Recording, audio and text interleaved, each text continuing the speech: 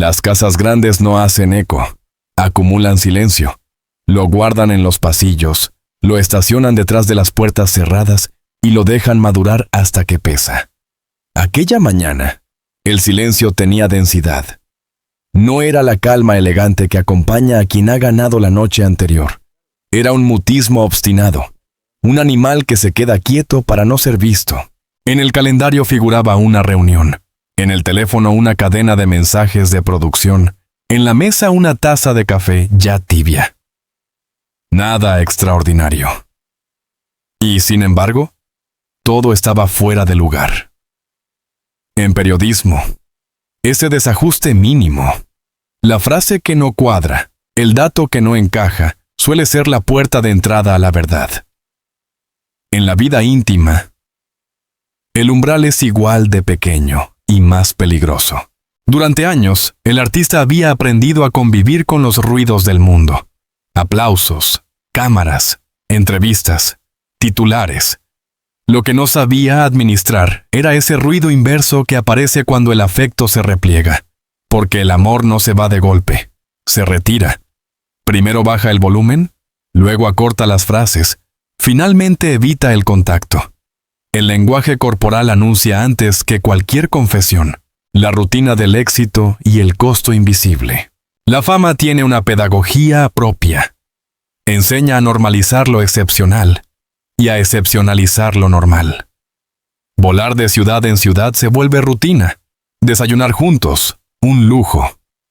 El éxito, en ese sentido, no rompe hogares por sí mismo, pero los estira. Y todo lo que se estira demasiado, si no se refuerza, se fisura. El artista sabía esto. Lo había cantado, escrito, explicado en entrevistas. Sabía, y aún así, no había señales estridentes. Ninguna escena de novela. Ningún portazo. Solo una distancia que empezó a sentirse incluso cuando compartían el mismo espacio. La cercanía sin presencia es una forma sofisticada de ausencia. Como cronista de su propia experiencia, comenzó a anotar mentalmente horarios que ya no coincidían, llamadas de vueltas tarde, respuestas correctas pero sin temperatura. El afecto seguía siendo educado, había perdido espontaneidad. En periodismo, cuando una fuente se vuelve demasiado correcta, algo se está cuidando. La sospecha no es el comienzo. Conviene decirlo con claridad. La sospecha no inaugura la traición. Llega después, como un síntoma tardío. Antes hubo una renuncia más profunda. La renuncia a decir. El silencio no miente, pero oculta. Y cuando el silencio se vuelve estrategia, el vínculo entra en zona de riesgo. El artista no quiso caer en el lugar común del celoso. La duda vulgar no le interesaba. Buscaba coherencia emocional.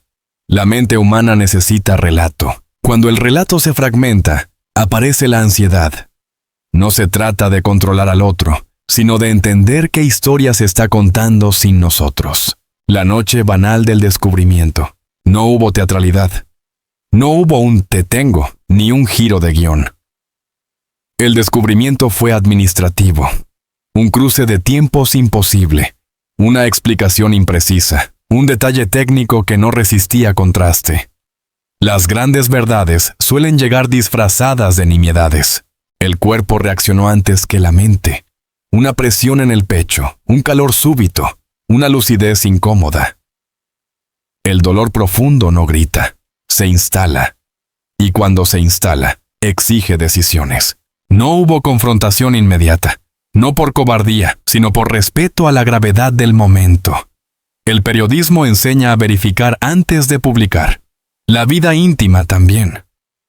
Confirmar no para acusar, sino para comprender el alcance de lo que se había quebrado. Traición. Una definición incómoda. La palabra traición suele usarse como arma. Aquí, conviene tratarla como concepto. Traicionar no es amar a otro. Traicionar es retirarse del pacto sin avisar. El pacto amoroso no exige exclusividad eterna, exige honestidad. El engaño aparece cuando la verdad se posterga hasta volverse impronunciable. En ese punto, el artista entendió algo que cambiaría su manera de mirar el pasado. La traición no empieza en el encuentro con un tercero. Termina ahí. Antes hubo silencios, decisiones aplazadas, conversaciones que no se dieron. El error colectivo fue creer que el amor se sostenía por inercia. La fama como lupa. En el mundo público, todo se amplifica. El dolor privado corre el riesgo de convertirse en espectáculo. El artista lo sabía. Una grieta íntima puede transformarse en rumor, y el rumor en titular. Por eso decidió proteger el proceso. No esconderlo, porque lo oculto se pudre, sino resguardarlo de la interpretación ajena. Hay una violencia particular en la curiosidad pública cuando invade lo íntimo. La pregunta, ¿qué pasó?, suele venir cargada de una expectativa narrativa. Víctimas y villanos, causas simples, finales rápidos. La vida real es más torpe y más lenta. No obedece a la lógica del rating. Masculinidad expuesta. La traición también desnuda un tema incómodo. La masculinidad herida.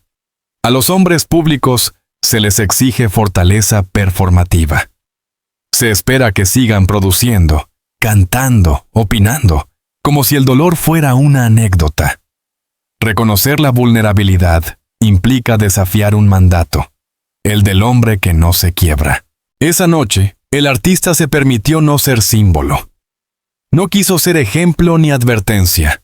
Quiso ser, simplemente, un hombre atravesado por una pérdida. Entendió que la entereza no consiste en negar la herida, sino en no dejar que la herida gobierne. La música que no responde. La música había sido siempre su refugio. Esa noche, no. Las canciones se quedaron quietas, como si respetaran el duelo. Es un mito creer que el arte surge inmediatamente del dolor. A veces el dolor bloquea, exige silencio antes de transformarse en lenguaje. Esa pausa fue reveladora. Sin la música como mediadora, tuvo que escucharse. Y escucharse no siempre es cómodo. Aparecieron preguntas que no caben en una estrofa. ¿Cuánto de esta historia fue sostenido por la costumbre? ¿En qué momento dejamos de preguntarnos cómo estábamos? ¿Qué parte del otro dimos por sentada? El hogar como frontera. Durante años, había defendido una idea simple. El hogar no es escenario. La vida privada no es material promocional. Esa convicción se puso a prueba. El mercado emocional contemporáneo invita a exhibir, convertir la experiencia en contenido, monetizar la confesión. Decidió no hacerlo. Al menos no todavía. Hay tiempos del dolor que no admiten cámara. El primer tiempo es de orden interno. Nombrar, aceptar, decidir. Publicar sin procesar es ceder el control del relato. Amanecer, no más fuerte, sí más lúcido. El amanecer no trajo respuestas, trajo claridad. La claridad duele porque obliga a elegir. Jan se entendió que el amor no es garantía, es acuerdo. Y los acuerdos se renegocian o se rompen. Lo único innegociable es la verdad. No pensó en venganza ni en épica. Pensó en responsabilidad emocional. En cómo atravesar el proceso sin destruir lo que aún merecía cuidado. La dignidad, el respeto, la historia compartida, la grieta visible. Nombrar la grieta no la repara, pero la vuelve real. Negarla habría sido más cómodo. También más destructivo. Ese fue el punto exacto en el que se cerró la noche y comenzó otra cosa. No una guerra. No un espectáculo. Un proceso. Largo. Incómodo. Humano. Y así, sin aplausos ni cámaras, comenzó el trayecto más difícil para alguien acostumbrado a los escenarios. Caminar hacia adentro. Cuando lo privado deja de ser privado. En la vida de una persona anónima, una crisis sentimental puede vivirse en voz baja. En la vida de una figura pública, el silencio también hace ruido. No hace falta una confirmación ni una declaración oficial. Basta con un gesto fuera de lugar, una ausencia notoria, una frase ambigua en una entrevista. La fama no necesita pruebas, trabaja con indicios. Después del quiebre íntimo, el artista lo comprendió con rapidez. Ya no se trataba solo de procesar el dolor, sino de administrar el contexto. La vida privada, cuando pertenece a alguien famoso, se convierte en territorio compartido sin consentimiento. El amor roto deja de ser experiencia y pasa a ser hipótesis pública, el periodismo del rumor. Existe un periodismo riguroso y existe otro que vive de la expectativa. Este último no espera datos, espera grietas. En cuanto una grieta aparece, la amplifica, no porque haya malicia necesariamente, sino porque el sistema informativo contemporáneo se alimenta de narrativas emocionales simples. La traición es una de ellas, funciona, vende, ordena el mundo en roles claros, víctima y culpable. Pero la realidad rara vez ofrece esa comodidad. El artista observó, casi con distancia profesional, cómo su historia comenzaba a reescribirse sin él. No había publicado nada, no había hablado.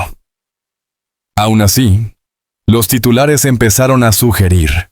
Las preguntas cambiaron de tono. Ya no eran sobre música o giras, eran preguntas envolventes, formuladas para provocar una reacción. El cuerpo como mensaje. En la era de la imagen permanente, el cuerpo comunica incluso cuando calla.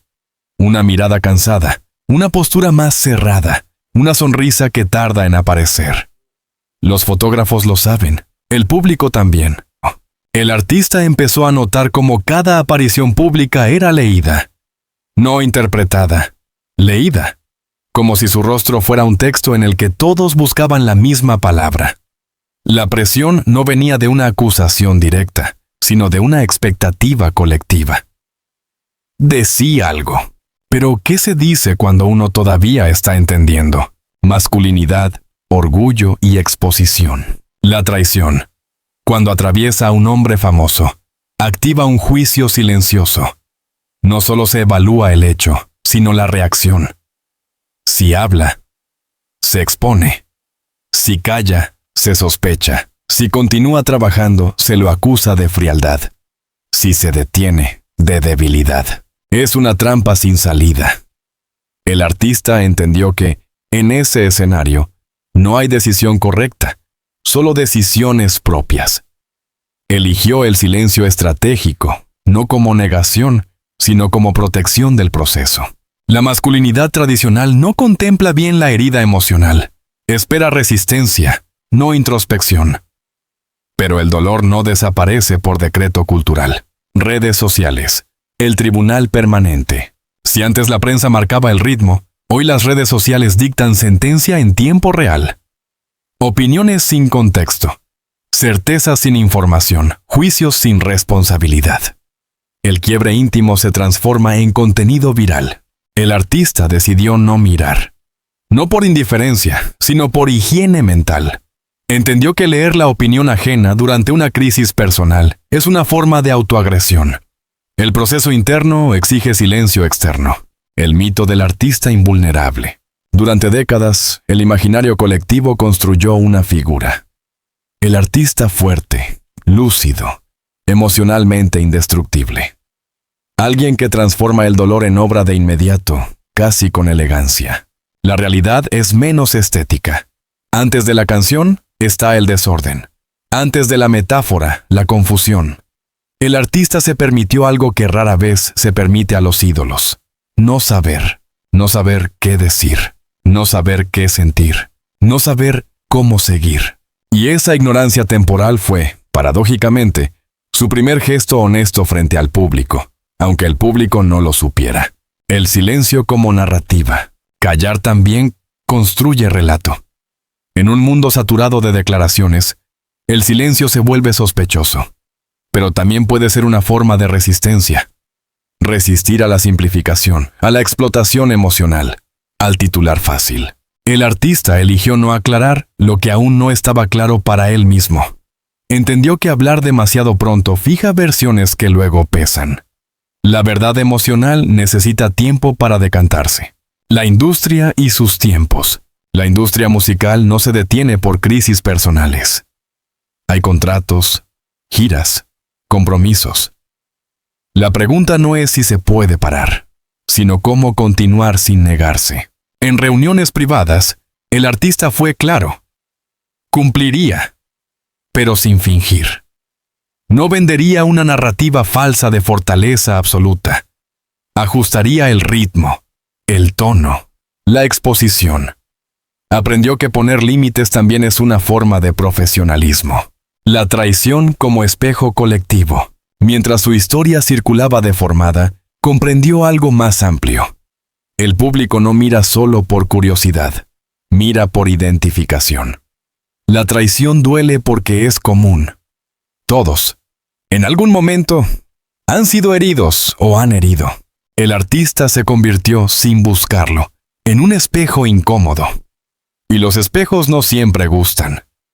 Reflejan lo que preferimos no ver. Volver al centro. En medio del ruido externo, tomó una decisión silenciosa pero crucial. Volver al centro. A lo que no depende de titulares ni comentarios. A la escritura íntima, no para publicar, sino para ordenar. A la conversación honesta con quienes no esperan espectáculo. Entendió que la fama es un amplificador, no una esencia. Amplifica lo bueno y lo malo, pero no los crea. La herida ya estaba ahí.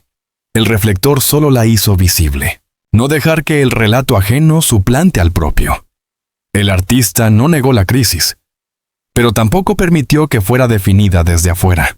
Aprendió que en la vida pública, defender la intimidad no es esconderse, sino elegir cuándo y cómo. El escenario seguía ahí, el público también.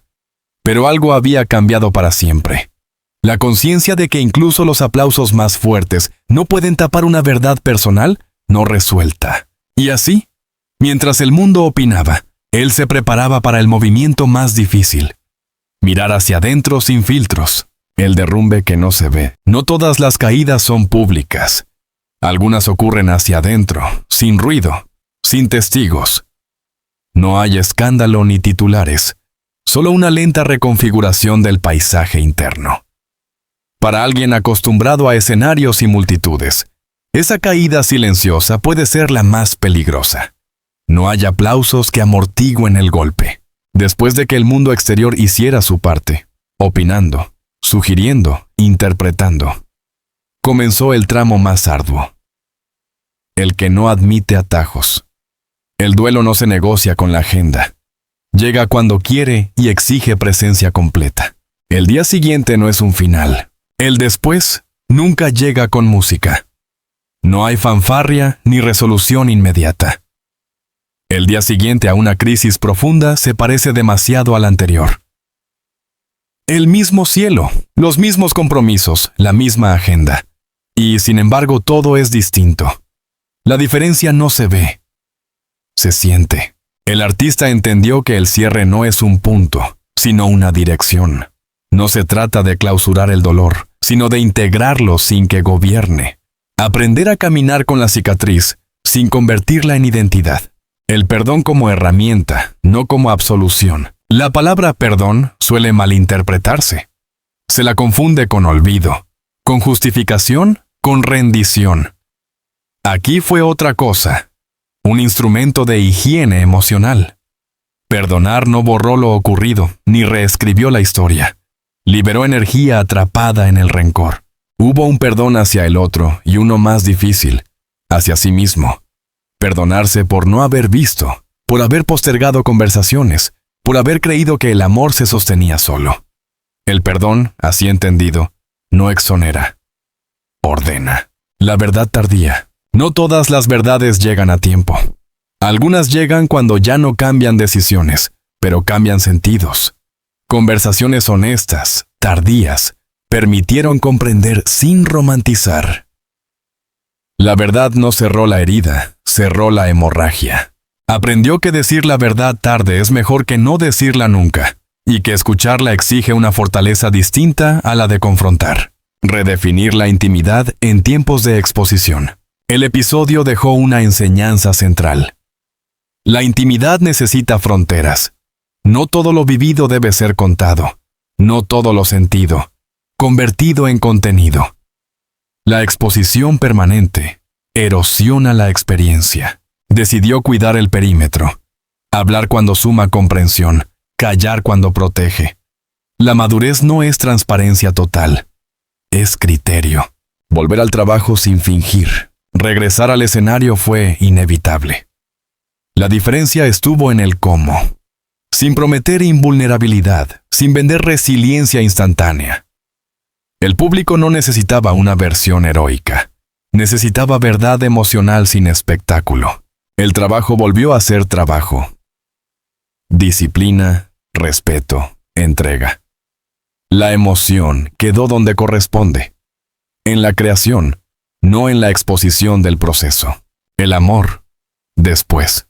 La experiencia no destruyó la idea del amor, la desidealizó. El amor dejó de ser promesa de permanencia para convertirse en acuerdo consciente. Un vínculo que se elige y se revisa, que se habla, que se cuida. Comprendió que amar no es poseer ni vigilar, es estar disponible para la conversación difícil. El amor que no habla se agota. Masculinidad revisada, masculinidad posible. El proceso también reescribió una noción personal de masculinidad. Ser fuerte ya no significó aguantar en silencio, sino pedir tiempo, reconocer fragilidad, poner límites. La entereza dejó de ser fachada para convertirse en coherencia, el legado íntimo frente al legado público. La pregunta final no fue artística, sino humana. ¿Qué queda cuando se apagan las luces? Más allá de canciones y aplausos, queda una forma de estar en el mundo, un modo de amar, un estándar de honestidad. Decidió que su legado íntimo, cómo atraviesa una pérdida, cómo cuida a quienes importan, cómo se cuida, merecía la misma atención que el legado público. El silencio que ya no duele. El silencio regresó, pero transformado. Ya no fue amenaza ni vacío. Fue espacio. Un lugar donde pensar sin ruido, sentir sin urgencia. El silencio dejó de ser enemigo y se volvió aliado. No repetir. La lección más concreta fue simple y exigente. No repetir. No repetir ausencias. No repetir suposiciones. No repetir silencios cómodos. La vida no garantiza segundas oportunidades, pero exige aprendizaje. La historia, cerrada, no concluye con reconciliaciones espectaculares ni con moralejas fáciles. Concluye con una postura ética, la de atravesar la experiencia sin negarla ni explotarla. El artista siguió adelante, no indemne, pero íntegro. No igual, pero más consciente. Entendió que algunas historias terminan para que otras, mejor habladas, mejor cuidadas, puedan empezar, o que permanece cuando el ruido baja, cuando el foco se apaga. Permanece una verdad sencilla. La dignidad con la que se transita el dolor también es una forma de arte. Y ese arte, silencioso, no necesita aplausos para valer.